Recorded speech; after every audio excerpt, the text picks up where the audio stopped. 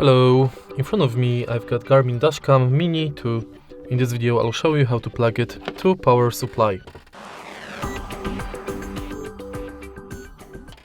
In the beginning, let's prepare your micro USB cable that is attached to the official box of the cam.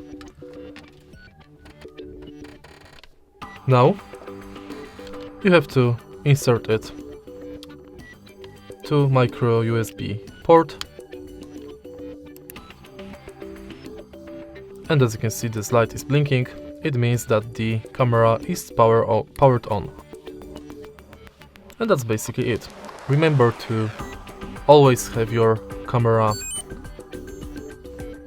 plugged into power supply, because it doesn't have a battery installed.